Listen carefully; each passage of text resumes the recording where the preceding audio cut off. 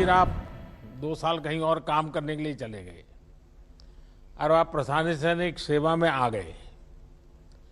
ऐसा अपने मन में क्या था कि आपने पुलिस सेवा को अपना करियर बनाया? क्या ऐसा तो नहीं है आईएएस जाना चाहते थे फिर कहीं लुढ़क गए और यहाँ पहुँच गए, ऐसा तो नहीं हुआ है? सर जब मैं अपने कॉलेज में पढ़ रहा था तो सर मैं जब थर्ड ईयर में था तो सर हमारे कॉलेज में सर वर्तमान में पुडुचेरी के गवर्नर माननीय किरण बेदी जी आई थी। तो सर जब उन्होंने अपना सर वो वहाँ पे जो लेक्चर दिया था तो सर उससे हम बहुत लोग सर काफ़ी प्रभावित हुए थे और सर हमने सिविल सेवा की तैयारी का निश्चय किया था। सर सर परीक्षा देते समय सर मैंने मेरा पहला प्रेफरेंस सर आईएएस था, दूसरा आईपीएस था। पर सर मैंने सर उसके बाद दोबारा प्रयास नहीं किया। मैं आईपीएस में सर काफ़ी खुश हूँ और सर देश की सेवा सर आईपीएस पुलिस के रूप में ही करना चाहता हूँ। अभी तो किरण जी वहाँ एलजी नहीं है, वहाँ तो अब नए एलजी हैं। अच्छा अनुज, आपका बैकग्राउंड बायोटेक्नोलॉजी का है। पुलिसिंग में क्राइम इन्वेस्टिगेशन जैसे मामलों को लेकर भी मैं समझता हूं कि आपकी पढ़ाई काम आ सकती है। आपको क्या लगता है? जी सर, बिल्कुल आ सकती है सर। आजकल सर साइंटिफिक इन्वेस्टिगेशन बहुत ज़रूरी है सर किसी भी केस में कन्विक्शन लाने के लिए। और सर नई नई तकनीक जैसे कि चांस डीएनए और डीएनए टेक्नोलॉजी पे सर आजकल काफ़ी फोकस दिया जाता है। किसी भी केस में सर रेप केस होता है, मर्डर केस होता है, तो सर इनमें डीएनए की काफ़ी महत्वता है। और डीएनए फिंगरप्रिंटिंग आजकल काफ़ी सर बहुत उसका बहुत महत्वपूर्ण है सर। इस कोरोना काल में वैक्सीन की इतनी चर्चा हो रही है, तो आपका ये बैकग्राउंड होने के कारण उसमें भी रुचि लेकर के पढ़ाई वढ़ाई करते हो कि छोड़ दिया? सर अभी तो सर ध्यान ट्रेनिंग पे है सर। अच्छा अच्छा, इसके अलावा आपकी क्या हॉबी है? सर इसके अलावा सर मुझे खेलना बहुत पसंद है सर। म्यूजिक में इंटरेस्टेड हूँ सर। म्यूजिक? जी सर। तो कहाँ बायोटेक्नोलॉजी, कहाँ म्यूजिक और कहाँ ये पुलिसिंग?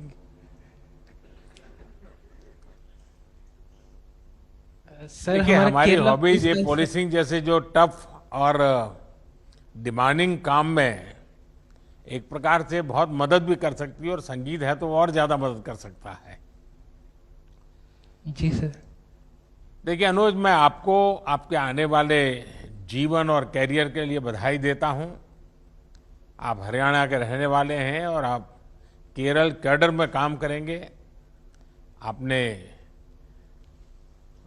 आईआईटी से शिक्षा की और सिविल सर्विस में ह्यूमैनिटीज को चुना। आप ऐसी सेवा में हैं जो कठोर मानी जाती है, और आपको संगीत से भी प्रेम है। पहली नज़र में ये विरोधाभास लग सकते हैं, लेकिन ये आपकी बहुत बड़ी ताकत भी बन सकते हैं। अपनी इस ताकत को आप पुलिस सेवा में बेहतर लीडरशिप देने के लिए काम में लाएंगे, यही मेरी शुभकामना है। धन्यवाद सर। जय हिंद सर। जय हिंद। धन्यवाद श्रीमान। अब मैं अनुरोध करूंगी अपने साथी प्रशिक्षु अधिकारी श्री रोहन जगदीश से कि वो अपना परिचय दें और अपना आपके साथ वार्तालाप शुरू करें। जय हिंद श्रीमान, मेरा नाम रोहन जगदीश है।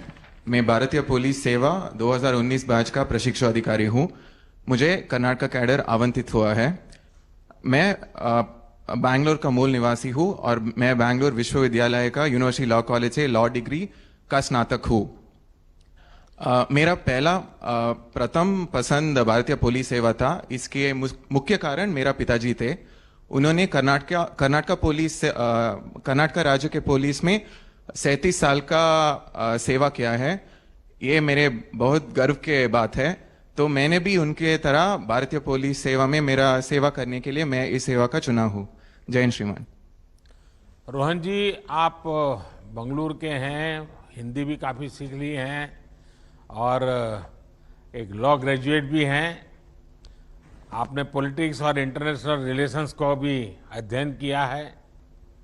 इस ज्ञान का आप आज की पुलिस व्यवस्था में क्या रोल देखते हैं? श्रीमान, मैं जब ट्रेनिंग में ज्वाइन किया था उस टाइम पे ही मैं हिंदी सीखा है, तो मैं इसके लिए बहुत ट्रेनिंग के लिए आभारी हूँ।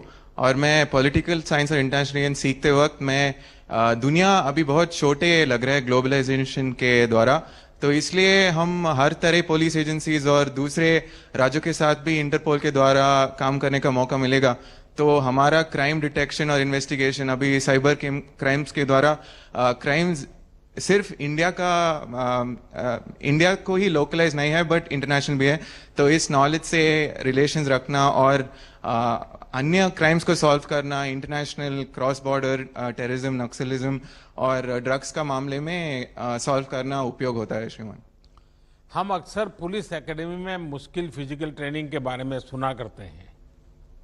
आपको जो ट्रेनिंग मिली, आपको क्या लगता है, क्योंकि आपने अपने पिताजी को देखा है, जिंदगी पूरी आपकी ये पुलिस बेड़े के बीच में ही बीती है, लेकिन आप स्वयं खुद इस ट्रेनिंग में आए, तो आपको क्या फील हो रहा है? मन में एक संतोष हो रहा है? आपके पिताजी ने जो आपसे अपेक्षाएं की होगी उसको पूरा करने के लिए क्षमताएं आपकी दिखती होगी, और आप पिताजी कंपैरिजन करते होंगे कि उनके ज़माने में ट्रेनिंग कैसी होती थी, आपके ज़माने में कैसी होती है, तो आपके दोनों के बीच में थोड़ी भिड़ंत भी होती होगी।